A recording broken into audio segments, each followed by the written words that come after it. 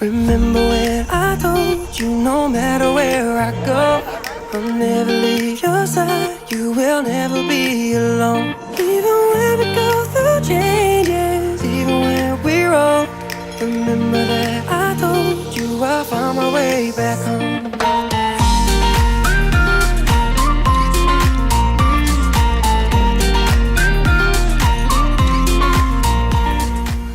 กินหนึ่งเช็คหนึ่งดานังทิปแอคชั่น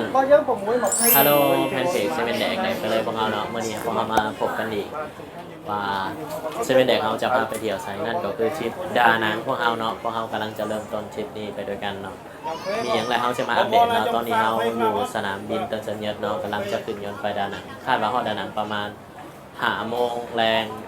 เดี๋ยวไปติดตามกันเลยว่าเราจะมาเป็นยังไงอีกเนาะRemember when I told you no matter where I go, I'll never leave your side. You will never be alone. Even when we go through change. ใช่เนาะหลังจากที่เอามาฮอดดานังแล้วฮอดตอน15 โมง17 โมงกับ20 นาทีเนาะหรือว่า5 โมงบ่าย20และเฮาก็ได้ขี่รถแกร็บแท็กซี่เข้ามาที่โรงแรมเนาะเดี๋ยวเฮาจะไปพาเบิ่งว่าเฮาได้จองมื้อนี้เป็นห้องแบบใดเนาะทางเทิงมีซาลอยน้ำเนาะและเดี๋ยวไปติดตามกันเลยเนาะเซฮายหลังจากเฮาได้ขี่กระเจเนาะแล้วขี่การมาแล้วเฮาจะมาเบิ่งห้องเขาเลยว่าห้องเขาจะเป็นอะไรในคืนทมิตเนาะแต่ว่าคืนที่2กับคืนที่3เขาจะย้ายโรงแรมไปนอนที่โรงแรมใหม่เดี๋ยวเขาจะตะลุยว่าโรงแรมเป็นอะไรเนาะไป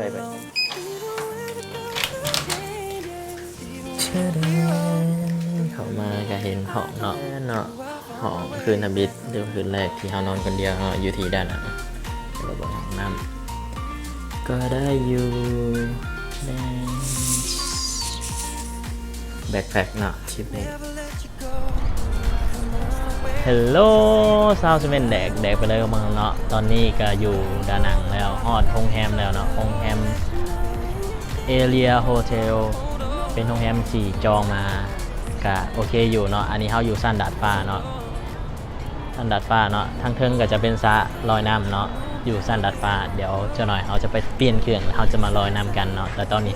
พามาเบิ่งวิวสั้นเทิงก่อนเนาะราคาห้องก็บ่แพงเนาะก็โอเคอยู่ใกล้ทะเลเนาะมีวิวทะเลอยู่ตอนนี้สะดวกในการออกไปอาบน้ำทะเลเนาะเดี๋ยวได้ละจะมาอัปเดตเนาะตอนนี้ครับพามาอัปเบิ่งวิวเนาะว่าเป็นยังไง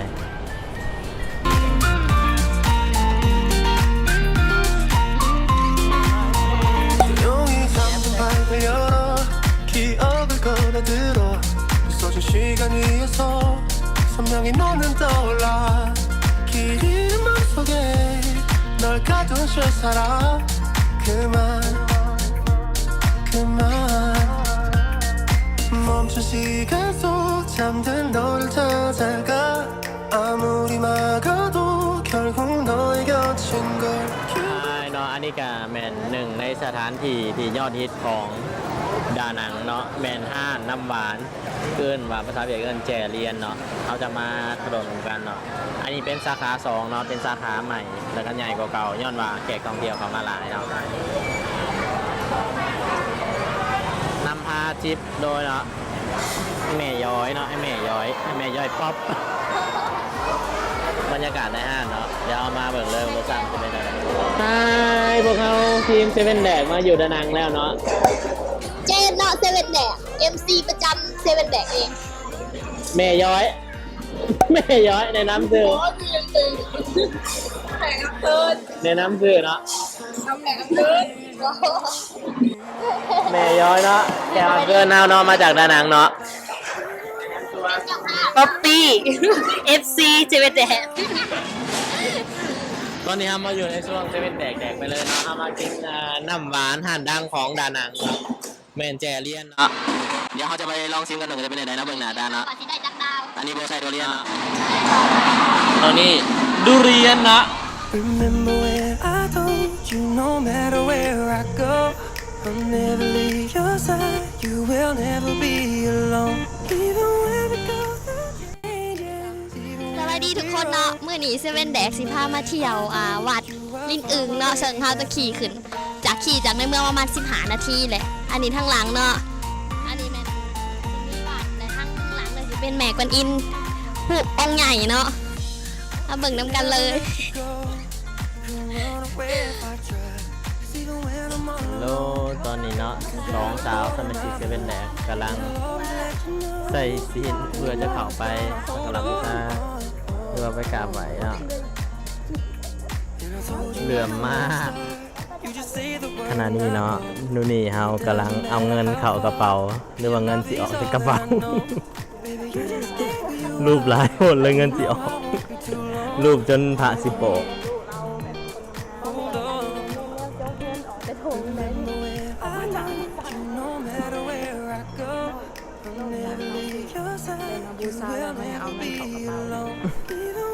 หาเงินอยู่บ่เงินยังเขาอ่ะใช่บ่เห็นเลย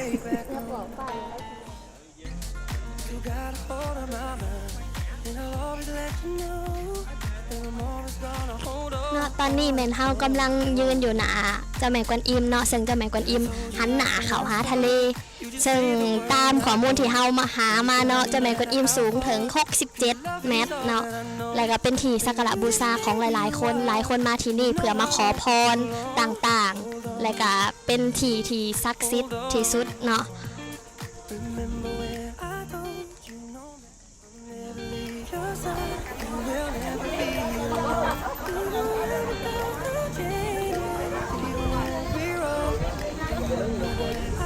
เจอแร่เนาะตอนนี้พวกเรากำลังอยู่เมืองจำลองของนครดานังเนาะเป็นแหล่งท่องเที่ยวแหล่งใหม่และกำลังเป็นที่นิยมในการมาถ่ายรูปของบรรดานักท่องเที่ยววัยรุ่นเนาะที่มาดานังจะเป็นเอาสถานที่สำคัญในทั่วโลกนี้มาจำลองไว้ที่นี่เนาะเดี๋ยวเราไปเบิ่งภาพบรรยากาศพร้อมๆได้เลยเนาะ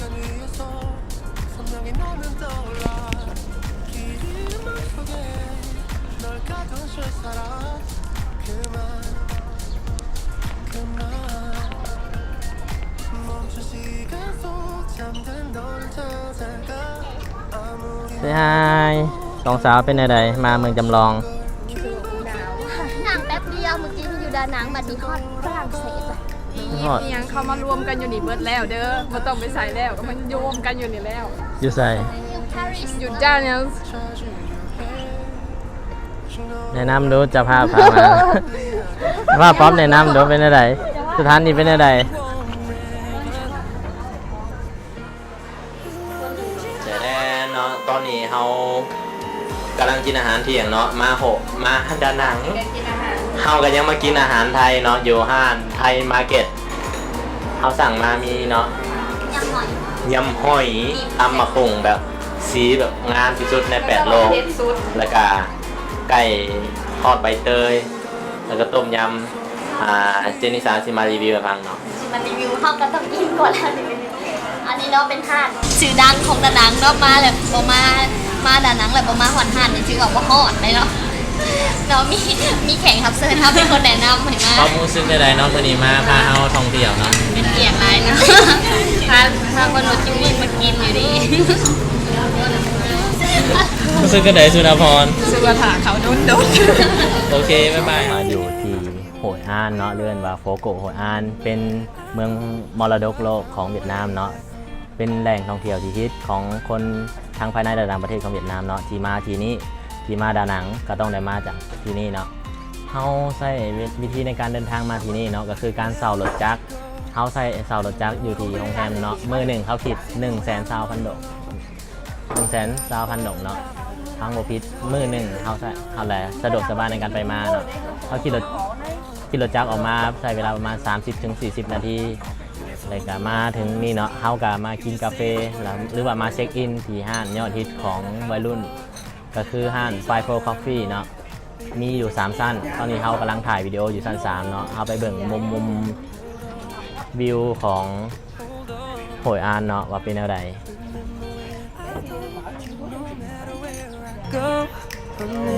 I'm here โหยอานเนาะสองสาวโหยอานเซฮายแน่โอโตเค ตอนนี้เนาะเฮาก็อยู่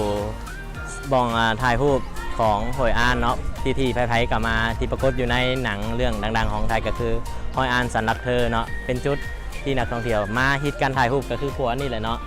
อยู่ในเมืองมรดกโลกของเวียดนามเนาะทั้งที่ว่านะหอยอ่านนี่แต่เก่าก็เคยเป็นท่าเรือเนาะสมัยตะกี้แต่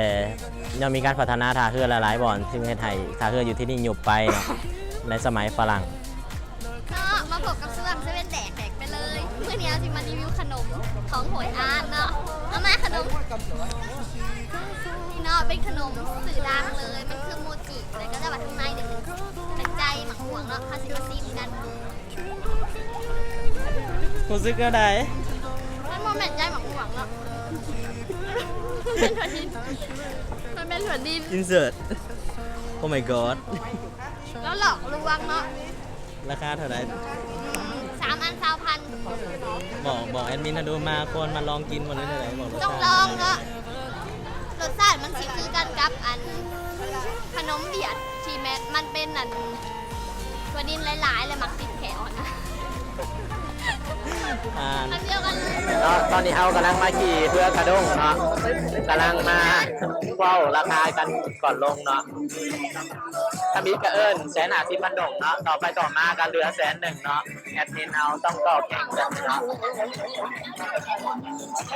มันจะใช้เวลาประมาณ50 นาทีในการขี่ตอนนี้กำลังอยู่ในเรือกระด้งเนาะยังไงมวนได้อีกเจ้า หลังจากที่ออกมาจากป่าแล้วเนาะพวกเรากันตอนนี้ก็อยู่ในเรือกระด้งเอิ้นภาษาเวียดเอิ้นว่าทุงเนาะขี่ทุงบรรยากาศอยู่นี่เนาะเป็นจุดสุดท้ายที่พวกเราขี่เรือมาเฮานี่แล้ว บรรยากาศก็แบบว่าแสงเบิ่งจากแสงเนาะกะหนาว สุดท้ายเนาะบรรยากาศที่แบบเพื่อเฮาจะมาจบอยู่ทุกนี่แล้วก็จะกลับไปคืนเนาะ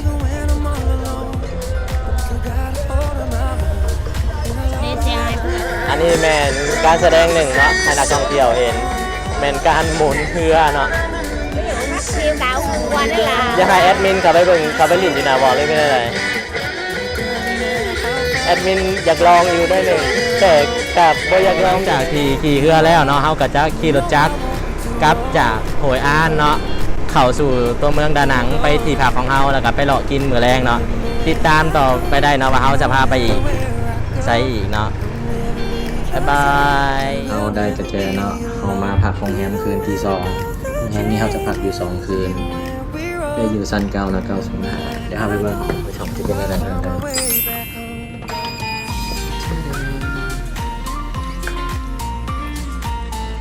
บรรยากาศสันดัดฟ้าของแฮมมือที่2เนาะอยู่เอดาลินเนาะหรือเอดาไลน์เนาะอ่านบรรยากาศก็อะไรมีซาลาน้ำอยู่สั้น16เนาะก็อยู่นี่ก็เห็นวิวทะเลของดานังเนาะใกล้ๆนี่สะดวกในการออกไปนี่แม่นวัดเข้าไปมื้อเช้านี้เนาะจั่วลิงอึ่งหรือว่าวัดลิงอึ่ง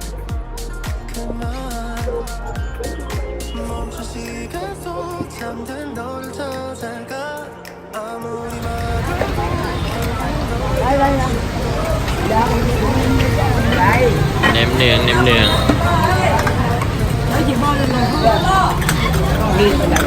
ตอนนี้เนาะการลงมือกินข้าวเที่ยงข้าวเที่ยงนะข้าวแรงอยู่ที่ห้างเนื้อเจ้าดังอยู่ด้านนั้นนะรายการสิบวนแล้วลงมาจะเป็นได้ครับนี่ได้ครับขึ้นเดินดูนี่ว่าบ่ได้เลย มันว่าบ่ได้เลย เป็นอย่าง นี่มันจะออกเกมๆละหนึ่งค่ะสมมติว่าห้าไป6เบิร์ดอะนะ เมื่อกี้เขาเห็นเจ้ากัดมาถึกซีน โอ้ยกินไปแล้วคำหนึ่งมา แสดงตอนนี้เนาะเฮาก็อยู่ห้านจ่าเสือมันนี่หรือว่าซานมไข่หมกมันนี่เป็นห้านดังของนครดานังเนาะที่เขาต้องได้มาลองของทีมเซเว่นแดกว่าจะเป็นอะไรมีรสชาติอะไรเฮ เอาเข้าไปในห้างกันเลย ตอนนี้เนาะได้แล้วจ่าเสือมันนี่หรือว่ามันนี่มิวทีเนาะซิกเนเจอร์ของงาน เดี๋ยวไปลองมันก่อนว่าจะเป็นอะไรเดี๋ยวจะมาอัปเดตหลังจากที่เฮาได้กินซาไข่มุกเจ้าดังของดานังแล้วเนาะเฮาก็จะมารีวิวหรือว่าให้คะแนนนำซาไข่มุกอยู่นี่ว่าจะเป็นอะไรผู้ซื้ออะไรเนาะเจนเป็นอะไรให้คะแนนกับนี้ดู อันนี้เนาะอันพุดดิ้งกระแซบและกระลายอีกรสชาตินั้นซานมนะก็ถือว่า9 เต็ม 10เนาะอันนี้ราคากับพอแพงหลายเนาะจอง1ซะ8,000แต่ห้านนี้แบบคนเต็มตลอดเลยเต็มกว่าห้านเบียร์อีก ร้ายกว่าห้านเบียร์กับห้านนี่แหละกว่า ขายไปไหม เคยไปห้านเบียร์บ่ ก็ดูแอลกอฮอล์เอ็มเจลไม่ตาม ห้านเนาะอันนี้บรรยากาศห้านตอนนี้9 โมงคนก็ยังหลายเนาะอันนี้แก๊ป แก๊ป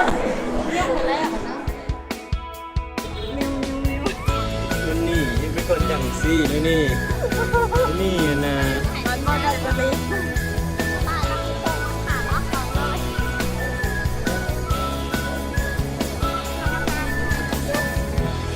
ในวันนี้ที่มี ไฮ ฟังเพลงรัก บ๊ายบาย ลำพัง บ๊ายบายโหยอ่านสู ใคร